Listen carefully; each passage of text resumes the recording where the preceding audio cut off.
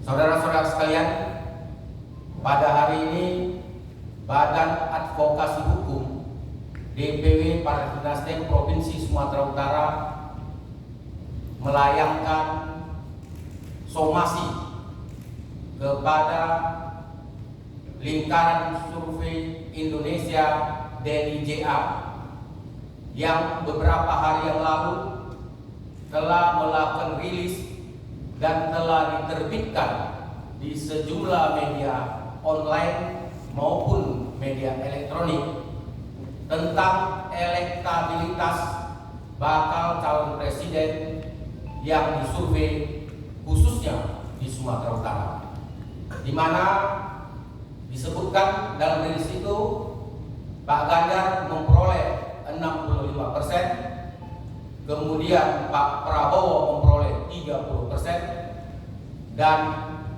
Pak Anies Rashid Baswedan hanya memperoleh 5%. Maka dengan ini kami menyatakan keberatan dengan hasil survei tersebut, dan kami ingin menguji hasil survei tersebut karena kami menemukan adanya kejanggalan-kejanggalan. Di antaranya, pada bulan Mei 2023, lembaga survei yang sama, yaitu Lingkaran Survei Indonesia (DNIJA), juga merilis hasil survei elektabilitas baca pres. Pada saat itu Pak Anies memperoleh 32,6%.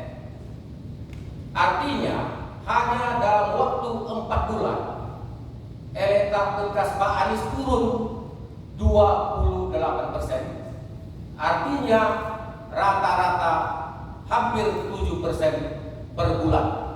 Dan ini belum pernah terjadi dalam sejarah survei. Kemudian kejanggalan yang kedua adalah kami melihat hasil survei tersebut tidak ada yang tidak menjawab, dan semuanya dalam bulatan tanpa ada desimal.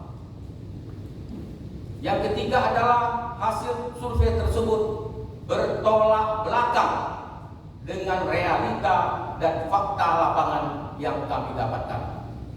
Yang pertama, kami mendapat pengaduan dari masyarakat, khususnya para pendukung Pak Anies Rashid Baswedan dan kader Partai Nasdem, yang meragukan hasil survei tersebut.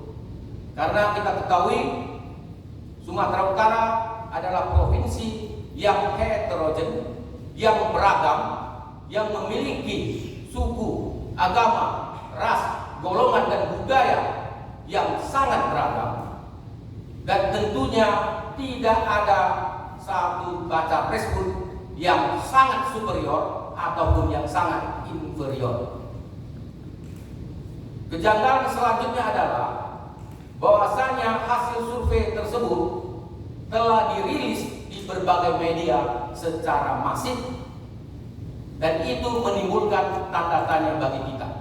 Apalagi kita ketahui dari 33 kabupaten kota yang ada di Sumatera Utara, 20 kabupaten kota merupakan basis pendukung Pak Anies, yaitu kabupaten kota yang berada di pesisir timur dan Tapanuli bagian selatan.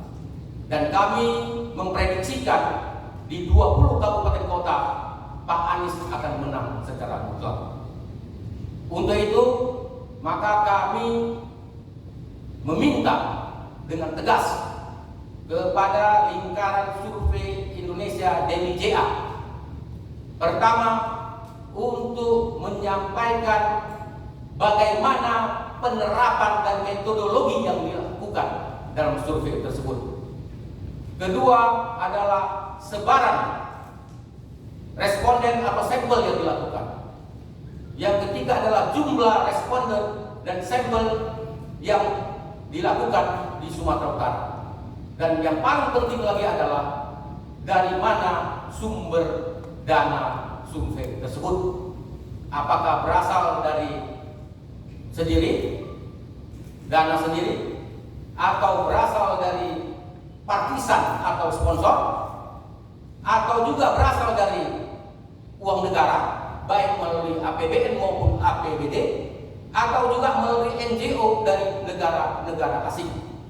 Sumber dana ini kami nilai sangat penting karena siapa yang membayar survei biasanya diduga bisa mengatur hasil survei tersebut.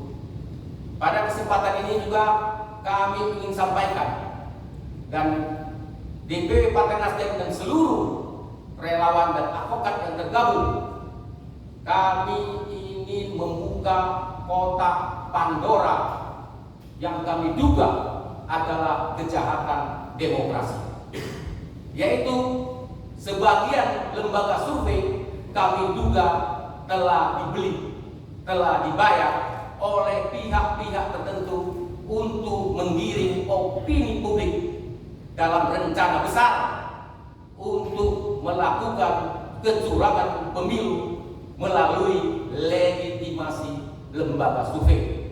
Dan ini tentu saja sangat berbahaya bagi demokrasi kita. Ini akan membenturkan anak bangsa, menimbulkan perpecahan dan menciderai keadilan masyarakat Sumatera Utara, khususnya para pendukung Anies Rashid Baswedan.